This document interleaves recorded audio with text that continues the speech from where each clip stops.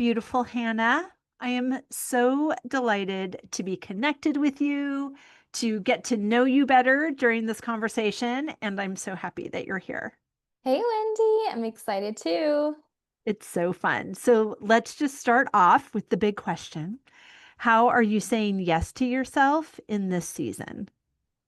I've been thinking about this question and I feel like I'm having such a playful season of my life right now. Like everything, like I'm baking every day. My house always smells like either brownies or cinnamon rolls and I'm jumping on like my daughter likes to jump naked on the trampoline with the garden hose.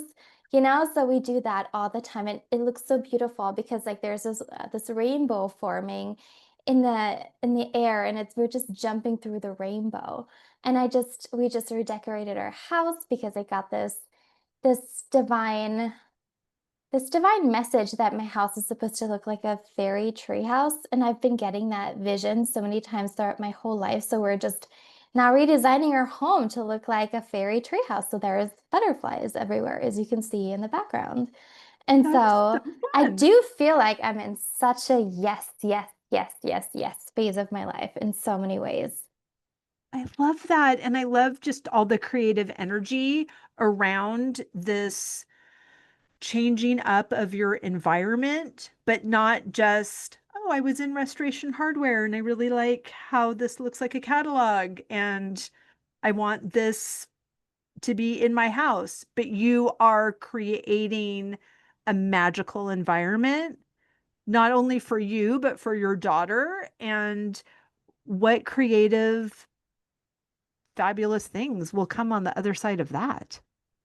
Yeah, I really love it. It's so unserious, as the Gen Z likes to say. I just really love having fun all the time. We just got back from a music festival in the south of England. We're going to be camping out at the beach in the Netherlands soon. And so we're just going to be road tripping around Europe and having lots of fun. And I'm just having such a blast. It's just a really fun season of life for me.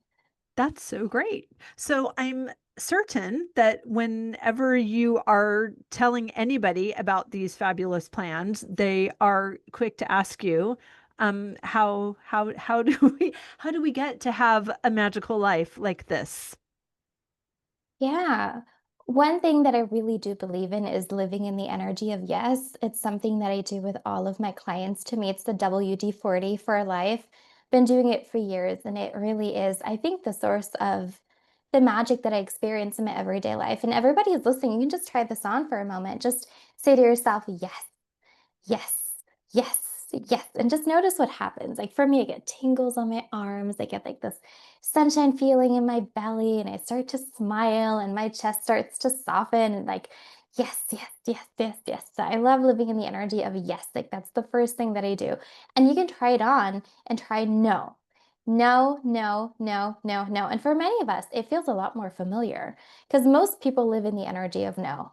Like can't do this, can't do that. In my topic around money, it's like, no, we can't do it because we have to work. No, we can't do it because it costs money. No, it's too far. It's too hard. It's not fun. It's like all of our stops and blocks that we put into life. And so for me, that's the embodiment of the energy of no. And so just as you're feeling into your body and you're noticing where the nose sits, kind of maybe set an intention that for the next couple of days, you're just going to start to live in the energy of yes and see what happens. I remember when I first discovered this, I was living in London and I was taking the train to Paris every quarter because I was part of a mastermind that met in Paris. And I was just sitting on the train saying to myself, yes, yes, yes, yes, yes. And then this lady came up to me and in French, she offered me her scarf because she said, oh, you look cold, it was the dead of winter. And she said, would you like my scarf? And I was like, I don't know. But before I even knew it, she had like this silk scarf just draped around my neck and just walked off. And I was like, okay. and Yes, then, yes, and then yes, this, yes, yes, yes, yes. yes, yes. And then this businessman next to me, gave me my suitcase and like insisted that he carry the suitcase through the station for me, but not in a way of like trying to hit on me or trying to get anything. He was just like, I don't know, he was just so happy to get to give to me. And I think the energy of yes turns us into excellent receivers. And Mm. people love giving. Like it's so much fun. When someone's over at my house and they're like, I don't need this and I don't want that, and no, I don't want to sit down, I don't want to drink, like that's no fun. But when somebody comes to my house, like my best friend Ashley, who's like, can I have seconds? Can I have thirds? Can I have more? What else is there? And then at the end of her stay, like my fridge is empty. Like there's nothing left. Just the joy of getting to love and give to somebody like that is exhilarating. But most of us walk around in the energy of no, and it's like we have all of our armor up.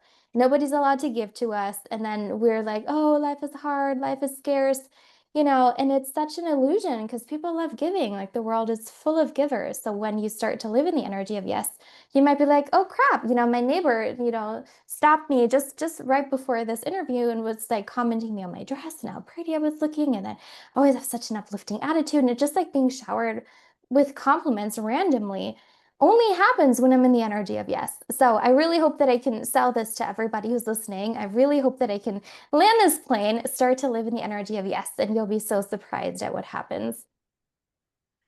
How do we do that? So I obviously live in yes, it is my brand is always inviting people to say yes to themselves because I'm already doing it, even for I lead trips to France for solo female travelers. And there was a time when I first started that I offered this trip and nobody signed up.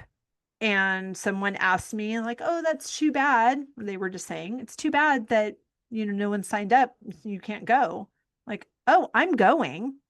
Like I was inviting them to say yes to themselves, but their yes is not my yes. My yes is my yes. So I've gone on all of these Yeah. trips and it's so fun because I'm not attached to their decision or their lack of decision or their timing or anything. I'm not waiting. I spent so much of my life waiting for somebody to give me permission to do what I wanted. And once I realized that the only person I'm waiting for is me, that's when everything changed. But that is a counter conditioning to how I was raised. And I'm much older than you. So I'm happy that this is not a generation that is also feeling tethered by not just responsibilities, but these outdated narratives of what's appropriate and what it means to be a good mother or a good wife or a good daughter or a good friend. So, what are you seeing in your work with your clients in this invitation to live in yes and have everyone in your environment not catering to you, but responding to the energy you're putting out? I can see how someone would say, well, yeah, how do you think your yes happens? It's like, I have to do all the work to make sure that you get the life of yes, but that's not what you're saying. And I know that that's not how it works as well. So, what are you finding in your work? Yeah, Wendy, you're so brilliant. I feel like the way you just put it Thank you. is so genius because that's exactly right. I always think I bring the party first. And like when I'm happy and I'm vibing and I feel sexy and I feel alive and I feel ecstatic, it feels to me like everywhere I go, I bring the party. I don't need anybody else to be in a good mood. I don't need Right. anybody else to like me. I don't need anybody else to like have a good day. I don't care because I bring the party. I'm also aware that hardly anybody feels happy. Most of us have very real things that we're dealing with in our lives, and we've got a bunch of emotional baggage. I really understand that.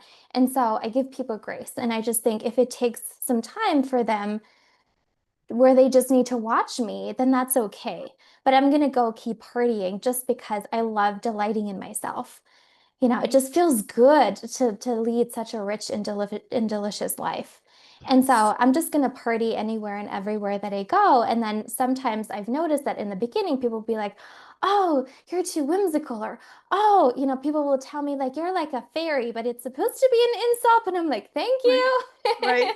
Sometimes it's an insult, not sometimes not so much, but either way, I'm like, yes, I'm really happy. Yes, I really feel great in my life. And then sometimes people need a day or a week or a month or a year of watching me until they see it is safe, right, and good to let these positive feelings flow through my body. It is safe, right, and good to question how I'm currently living and to decide a new path forward. And then that's when they begin to come. But I feel like sales really is this transfer of feeling. So I feel like it is my sacred duty to be one step up. And so for me, it's normal to be the happiest person I know, or to be the one Mhm. who wakes up with like a spring in her step every single day because I'm the leader. I'm the one who sets the tone, and then other people can decide when they're ready to join me in living the good life. And so many of my clients often say, you know, like, I feel like such a unicorn because I always listen to my friends and I always give to my friends and I'm working on myself, but I don't really get the same quality of care and love in return. And sometimes there's a little bit of a lag where you have to embody what you want to experience. And then over time, people will be like, oh, I was wrong. I really want what you're having. Even though in the beginning, you might get a bunch of objections to the way that you're living. And that's okay. Right. Right. Because that's where the unconditional alignment comes in, right? Like, I don't need the conditions to change for me to live this life of joy and to seek out joy and to live in my yes. Everyone gets to do whatever they're going to do. And that has no bearing on what I'm doing. Yeah. And they can go ahead. Absolutely. There's this brilliant book that I love. It's called Drive. I don't remember the name of the author, but if you just Google Drive, I know it was an insanely successful book. It's essentially a love letter to intrinsic motivation. So all of us know that the magic is in intrinsic motivation, where we do things for the joy of it. In our example that we're talking about right now, you travel because it makes you feel alive. You travel because you love to taste all the different aspects of the French culture. You travel because it just brings you this intrinsic joy, just I'm getting to obsessed do with the it. woman I become on the other side. Ah, right? That's why I And do so it. it sounds like you're the kind of person who's willing to move heaven and earth to get to have these experiences.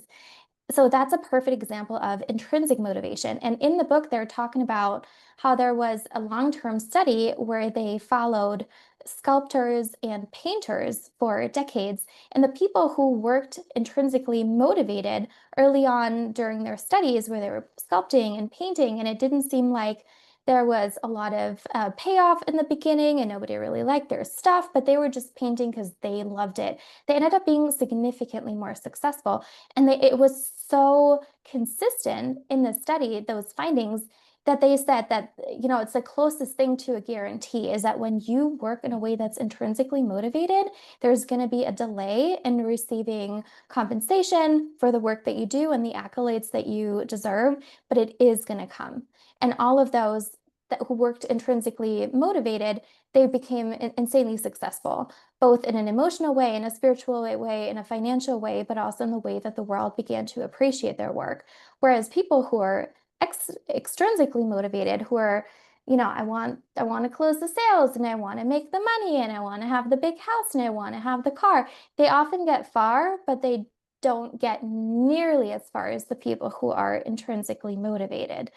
And I think living in the energy of yes, where we do it because it feels delicious first, makes us really magnetic and it makes people look at you and be like, what's going on with her? Like, people always tell me that I'm delusional, that I'm crazy. And I'm like, yeah, it's probably true, but I kind of get it because it's so hard to believe that in the world that we live in with all the struggles that all of us face, that we could find like true bliss and happiness, and so I think for anybody who just doesn't feel like they're fully alive in their work or are fully alive in their creative expression, like read the book Drive. Like it's so wonderful. It's really going to sell you into the idea that intrinsic motivation is the foundation of your financial success. I love that. Thank you for the recommendation.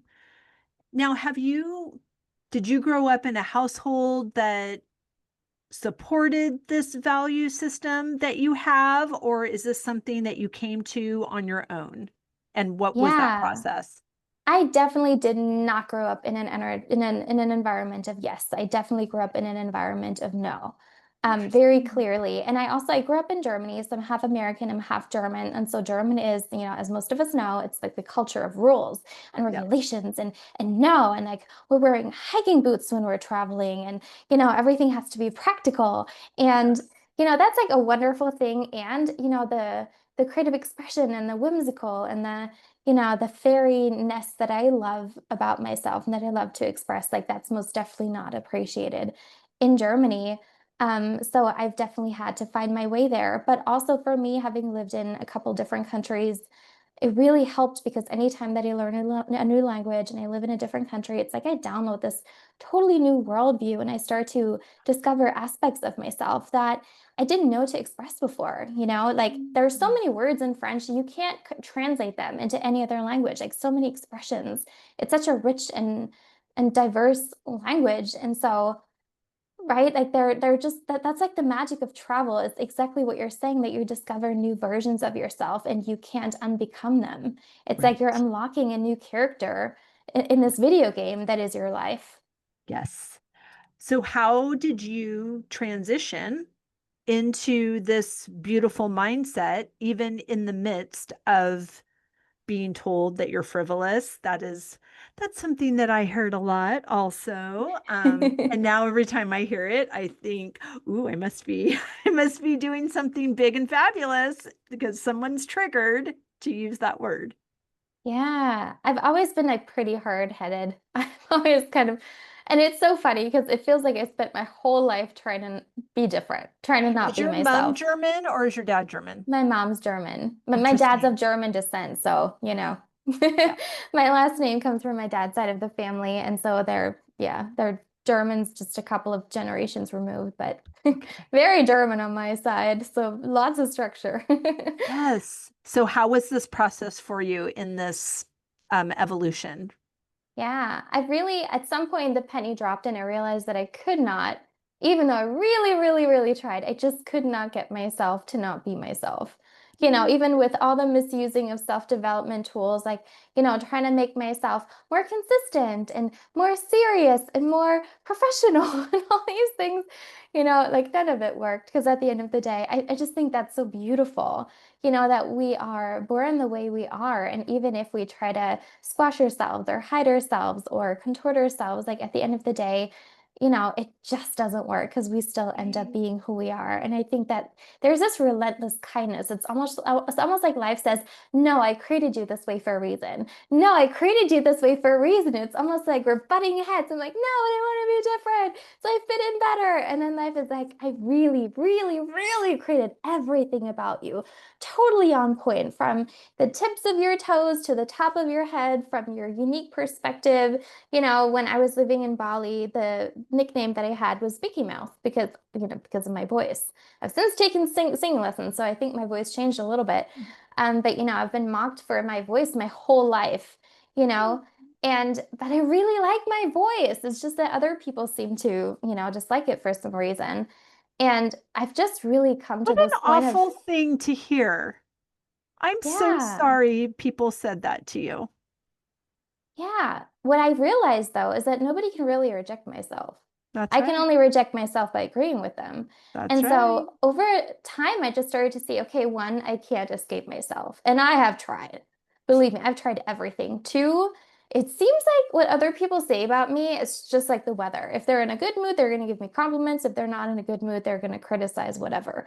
And sometimes they're going to criticize the very best things about me because it's like, it feels confronting to them that somebody could just express those aspects of themselves and be totally happy in that. So it's more like their fight with themselves. And Mm-hmm. then also looking around, I just felt like I didn't want those people's lives. I didn't want the normie life. I didn't want to stay in my hometown. And, over here, it's like science and engineering. I didn't want to be an engineer at Mercedes-Benz, or, Mercedes-Benz like 15 minutes down the road, Porsche is 20 minutes down the road. So this is like car mecca.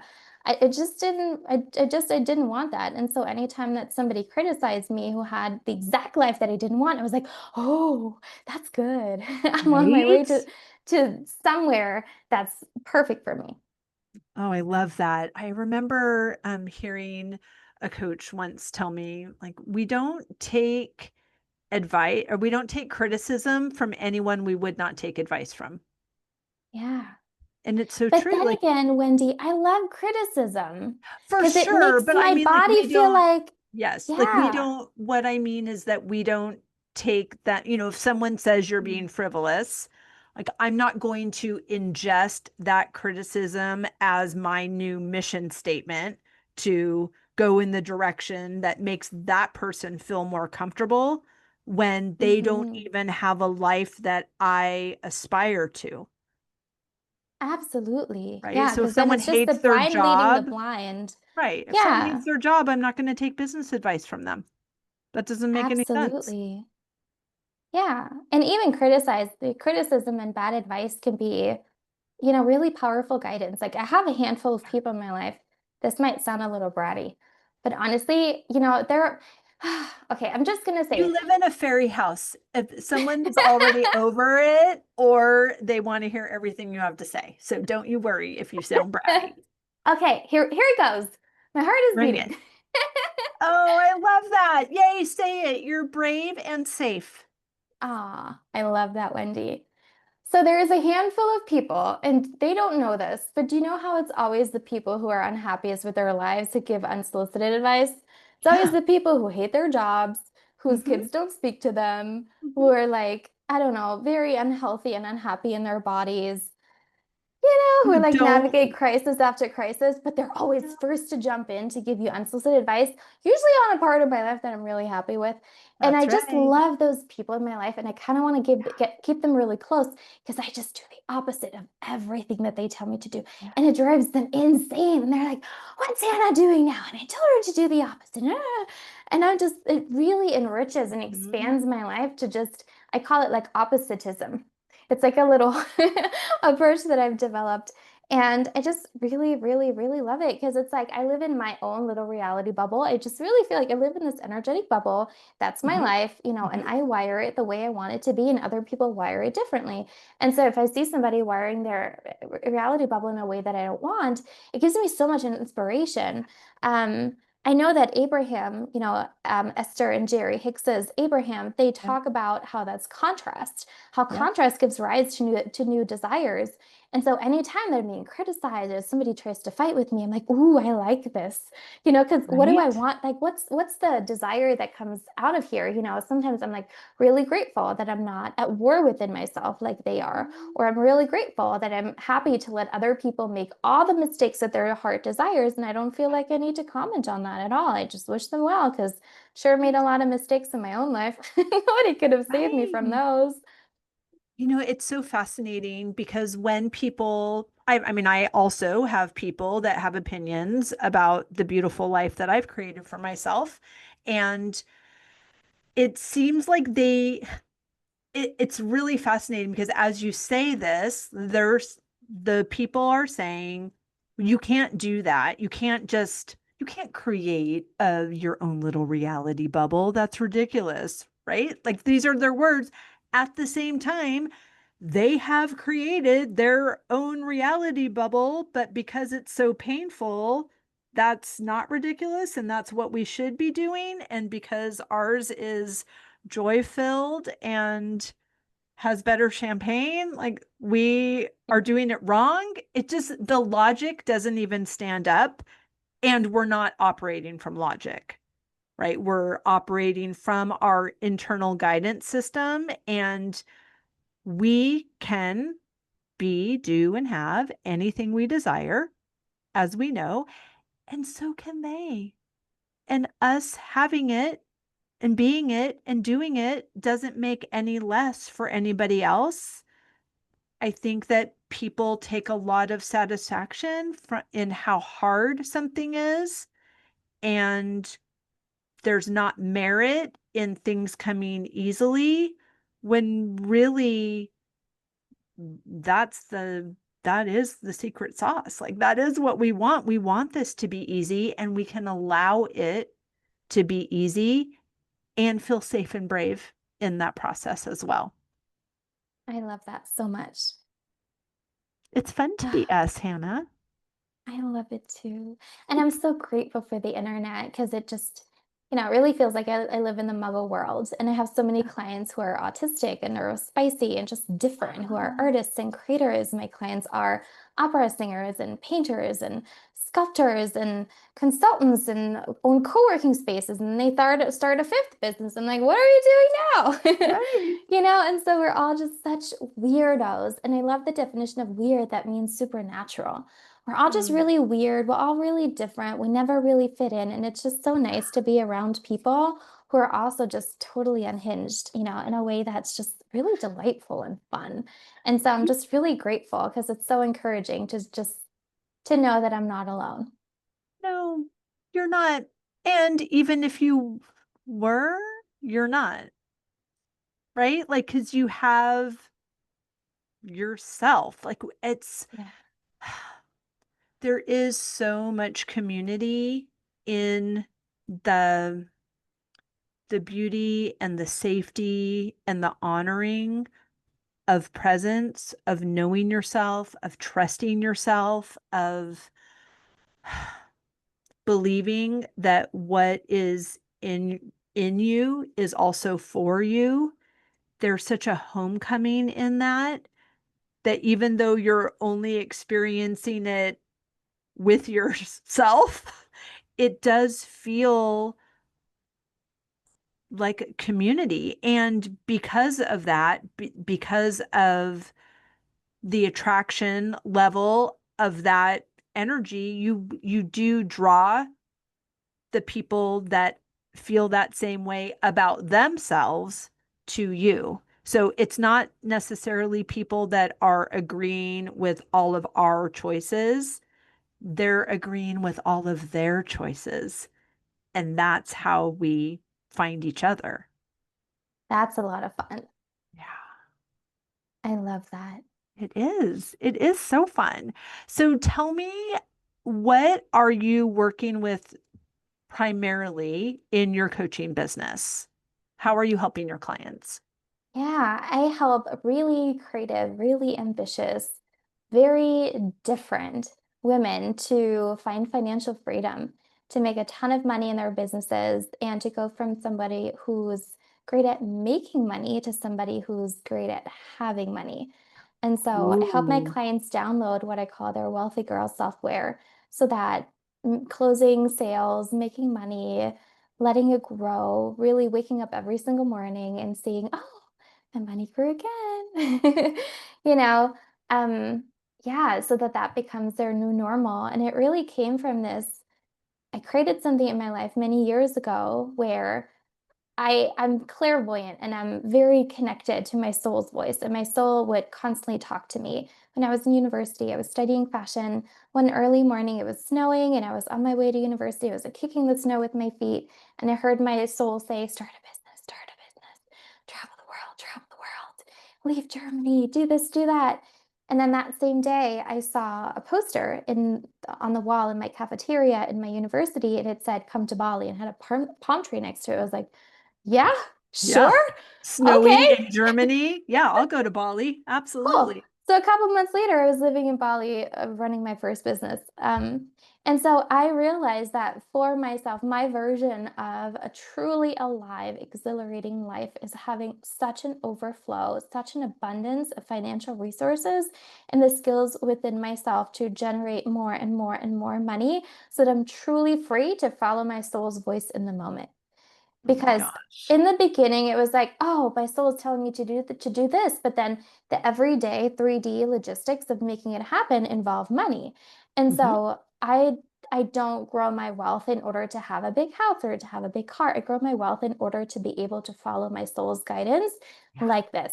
Like when it right. tells me, move to Amsterdam now, done. Move to London now, done. Leave London now, done. Go, on a trip somewhere, done. Go to Paris, done. Like right in this moment. And I love wealth as this stored possibility Hmm. that really makes me so secure that I'm truly free. Oh my gosh, that's so fun. I love it. So you're in the cafeteria, you see the poster. How did you already have access to wealth to buy your plane ticket, to leave school? Like, how did, tell me that story. No way.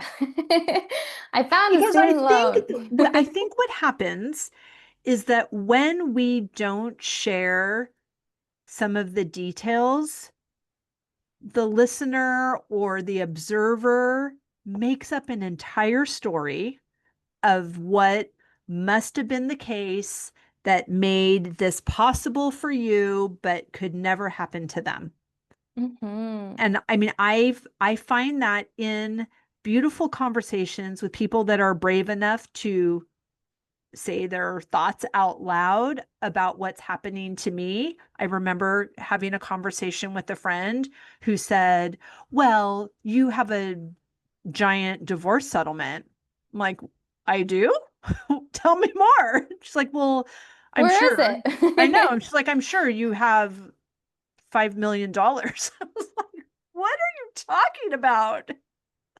And it's so fascinating because this person created a whole narrative that was just satisfying her staying stuck Hmm. by creating a really beautiful. I was like, awesome. I'm glad you see that for me. I I received that. That will be amazing when that actually happens. Um and so I would love to hear the details because I don't want someone listening to discount this level of trusting, hearing your internal voice, hearing your soul speak to you, and this instant obedience to what you're being called to do. So what was that play Yeah. that allowed you to do that, please? Yeah, I was hella broke. My God. Nothing to show for. Sweet baby Jesus. But the German government offered these student loans and they were subsidized, so I would only have to pay half back. So I got a very conservative student loan, and Bali is, at the time it was even cheaper than it is today. And so I just got a room in Bali, like a gigantic, beautiful room overlooking the rice paddies in a house share. And, the people in the house share was partying all throughout the night. I would get up at 5 a.m. for my Mysore practice. I'd practice Ashtanga yoga. And so it was like perfect. Like they came home from partying and I would get up and start my day. So it was like ships passing in the night. So yeah, that student loan like got me started. And then I started my first business as an emotional healing coach. Growing up, I had debilitating anorexia. I was the Mm, ghost floating down the hallway at school with like her joints protruding and belly rumbling and saying, "No, I eat." I wasn't yeah. eating. Going for a run at like 6 a.m. and passing out in the forest because I felt like an apple was too many calories. Oh, That was me growing honey. up. And then I was diagnosed with an anxiety disorder, I can um, imagine. PTSD. Like my greatest accomplishment in life is how happy I am, in spite of how hard Oh, the beginning 20 years of my life were.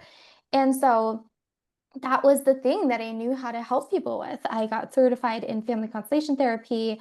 I'm clairvoyant anyway, so I can read my clients' as energy fields. I can, that's how it started, where I started saying, oh, there's this thing here and there's this thing there. And, this seems to be connected to like age of 7 around your dad. And so I started my first business and it was quite successful knowing, given that I didn't know anything about sales and marketing, I was really just telling my story. I was just being mhm. myself, couldn't get myself to do the marketing and sales tactics that I was taught that Right. I needed to do. I couldn't Yeah. like, it's like the whole position yourself as an expert, be a little Right. bit standoffish, find their Right. pain, twist the knife, reject them so they want you more. I could not get myself to do that. Gross. And so I just told my honest story. I was just like, this is how I felt. This is what these tools did for me. And I got client after client after client. And so that's how it first changed, but I was still so insecure around my ability to have and grow my money that I Mm, always kept in the first, I think 2 years, I had a side job. At first I was selling lingerie and I really loved it. Taught me so much about sales, like the right. number one world's most fancy, most beautiful lingerie brand. And you were essentially like a model. So they put you in the underwear and you were wearing this Vivienne Westwood coat and like high heels and like red lipstick. And it was so much fun because I was selling like whips and paddles and 5,000 euro kimonos and stuff. It was just so much fun to sell something that nobody really needed. And so Yeah. in my business, I was able to help people heal emotionally. And I started, getting incredible clients like yoga celebrities in London started wanting to work with me. And then I got all these like psychiatrists and psychologists who had PhDs themselves, but they wanted to work with me because they really liked my clairvoyance and just how effective the family constellation therapy was. So that business was so much fun. And I really loved having the money on the side of just getting to sell lingerie and play, that I got to sell something that's so, that nobody needs. Like, who needs a 5,000 euro kimono? But it's just so much. And it really started to show me that people love buying, people love spending money. And that if we can Yes. sell in a way that's enjoyable, like that's a service, you Right. know? I love that for you. And I want you to keep telling the story. I just want to say also, I love how you were able to not even reframe, but see what was happening in a clear way. Like you had credibility because of this brand, and you also got to see how abundant money is because people are buying these things that are luxury items at a really high price point with ease. And you could have seen it in, from your unhealed way of what you had been experiencing when you were younger. You could have really seen, this being a person of power and you being objectified, but you saw yourself as healed, as in choice, as embodied, and that magnetism matched you to also seeing how you can be in choice and embodied with wealth. Yeah. It also taught me that I can get paid for being myself. Yep. It taught me that in my business, the most powerful thing, Steve Jobs says the most powerful person in the world is the storyteller. I'm going to say this again. The most powerful person in the world is the storyteller. I didn't know that at the time. The only thing that I had in my business was my story. And Mhm. so I went into details, I told the truth, and I was like, even if I'm not marketing the way it's right, even if all the experts say I'm doing it wrong, even if nobody likes it, you know what? At least I can go to sleep at night and just know that I was true to myself. And then, my inbox was blowing up and people were like, "Can I start today? Can we?" And it was like, "Oh crap, like this is working really well." And then also in my side job, and I was obviously making so much more money in my business than I was in the side job, but it was really good for my heart. And I used the money in the side job because I was, working on commissions. I was getting a bunch of commission, and then they always give you like free lingerie and free swimwear and free, like to this day, I have so much stuff, like just ridiculous things, Right. and it's so much fun. And it just felt really good to know that my side job is paying for my life, for my food, for my rent, for my everything, and that the money in my business, I just get to keep and play with, and I get to grow it. And I think that's like one of the biggest, most liberating discoveries that I've made in my whole life is that it's safe, right, and good and totally natural to get paid for being me. And that actually the only way to be truly, I call it profitable, where you're emotionally profitable, you're spiritually profitable, you're financially profitable. It can only happen when we muster up the courage to show up as our whole selves. And that's when money just becomes really fun. I always tell my clients, like, if everything started to crumble tomorrow and I had to be a janitor, I'd be the happiest janitor in the world. Like, you watch me sweep that hallway. It's Right. like there are infinite ways to get paid for being ourselves. And when we have that identity shift, money goes from, oh, I have to work to make money to, how do I get to play and get paid for that? Yeah. It's amazing. You've said this phrase two or three times, and I'd really love to hear more about what that means to you and how these three words have impacted what you do. You say safe, right, and good. Can you say more about those, please? Yeah, so family constellation therapy has a very special language, and oh my God, I could talk about it for hours and hours. It's called the language of love. And Mm. they're just sentences that our soul needs to hear, and it just goes, ah, you Right? know. And when I got certified in family constellation therapy, I started integrating those sentences into my everyday language. And that's a family constellation therapy thing. It's safe, right, and good to be seen. It's safe, right, and good to get paid for being yourself. It's safe, right, and good to be a great money maker. It's safe, right, and good to have money. It's safe, right, and good to sleep as much as you would like. It's safe, right, and good to play all day long. It's safe, right, and good to have all of your needs met. It's safe, right, and good to have all of your desires fulfilled. And so the sense of it's safe, right, and good, it's so reassuring. It's so comforting. Another family constellation therapy sentence would be, I'm just feeling called to offer this in case it resonates with anybody Yes. listening. I haven't seen you for as strong as you truly are. Mm. And so we say this in the context of,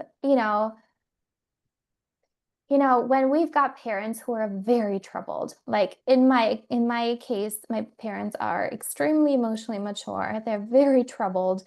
My grandparents were refugees during World War II. The family was like, you know, there's plenty of trauma in my family system. And I would say, until me, the recent generations, it was definitely just passed down and like stored and acted upon in ways that are really destructive. And so for the longest time, I was unconsciously following my family's footsteps by recreating many of the experiences that they were having. And so in order to start to carve my own path, I needed to say this to my parents. I haven't seen you for as strong as you truly are. Because when Mm. we are, as children of emotionally immature parents, we often grow up way too fast. We're the ones who are hyper empathetic. We're so capable. We're type A. We can do everything. And then it often feels like we're the adults and our parents are the kids. And so Mhm. in family constellation therapy, we bring everybody into the right order again, where we remember you're the big ones, I'm the little one. You're the mom, you're the dad, I'm the daughter. You're big, I'm small. It's your job to give to me, it's my job to receive. And then in return, I'll say, Mm. Mom, Dad, I haven't seen you for as strong as you truly are. I'm going to give back all the trauma that I took from you that I've been trying to carry on your behalf, and it's been making me weaker. It's been making you weaker. I'm just going to give that back to you now because you need it. And when it's going to make you stronger and it's going to give you the opportunity to transmute this because this is not mine to carry. And so those are some examples of family constellation therapy language. And it just gives me chills every time because those are the sentences that our soul really needs to hear. And it's incredibly liberating. It really was the foundation of my money changing, of For me sure. really learning how to save and learning how to have money because money really is an expression of love.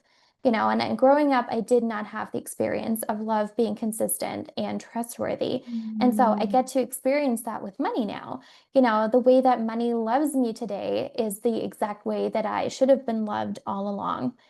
And so being able to resolve this family trauma through family constellation therapy just really freed me up to get to be myself and to get to have a wonderful life that I'm so happy with today. It's so beautiful, Hannah. I love that you shared all of that, and it is just so, it's just encompassing.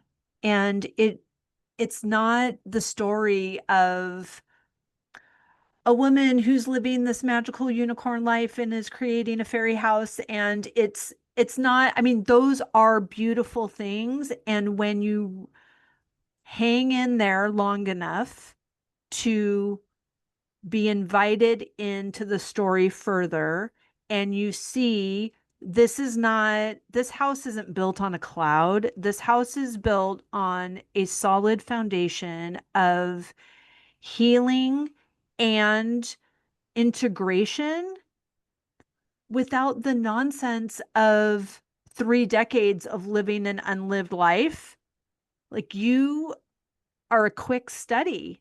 It's beautiful. I love that you were able to turn this trauma into triumph and were able to do that in such a beautiful, holistic way at an age where you hadn't, I mean, of course, everyone develops habits that are not helpful, but that narrative was, you were available to rewrite it. And I love that you did that in such a beautiful, integrative way. And then didn't just let that be your story. You're helping other people rewrite their own story, regardless of their age or how long they've been existing in this life. And you are showing them how it's done and how it is safe, right, and good to do this and to let it be easy because you haven't, they are now seeing themselves for stronger than they are. It's really Mm. beautiful. It's so beautiful. Now that we're talking, it just feels like anytime I get to talk about family constellation therapy or with my private clients, I still do a lot of it. Yeah. I fall in love with it like all over again. It's so interesting how many of us come, we've just had some really, really, really rough experiences. And we Mm-hmm. got so many benefits from that. But in family constellation therapy, we say that when you digest your trauma, when you don't just hold it, when you actually digest it, it gives you depth, strength, and wisdom. And it's like you get to harvest all the goodness that the trauma didn't bring, that the trauma brought you. And oftentimes the trauma comes from people from from choices that other people made, right? For Like we sure. didn't choose the experiences that happened to us. The responsibility totally lies with the perpetrator of what happened. And the least that we can do is receive the depth, strength, and wisdom that those experiences can give us. And it's like trauma pulls us more deeply into life. It lets us have a much richer life experience. And I'm so passionate, especially my clients who have had really tough lives. I'm like, this is why we need to be aggressively happy now. This Yeah. is why we aggressively build your wealth. This is why we help you have everything right now because you so absolutely deserve it. Because you've done the hard part of your life and now you get to be in the happy part of your life.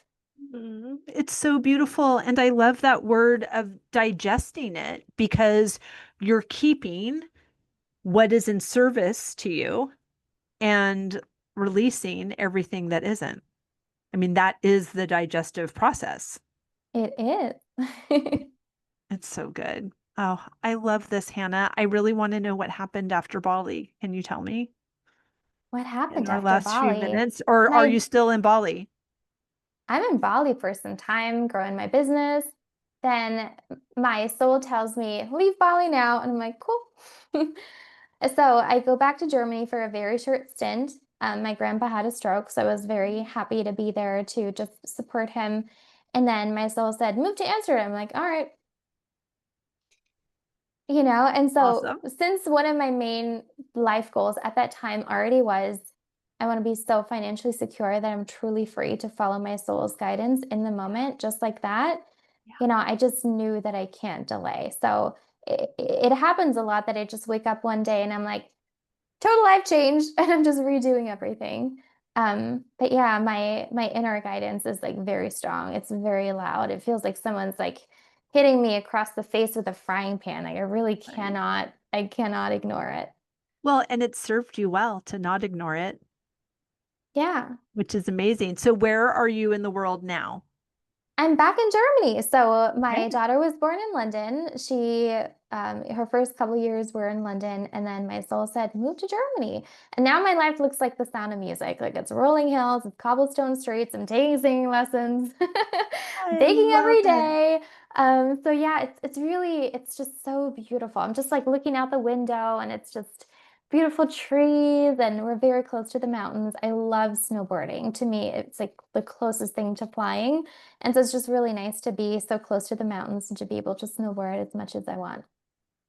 It's a beautiful life you've created for yourself. Yeah, and an hour from France, so very close to Strasbourg. So Brilliant. anytime that I need Oh my a gosh, so conversation, very close. fun. So fun. Christmas markets. I'll meet you there. I Oh, know. We it's have the so most good. beautiful one very close by. It's in Esslingen. It's like this medieval Christmas market. It's the Oh, only one you need to see. So if you're ever in the area, you let me know.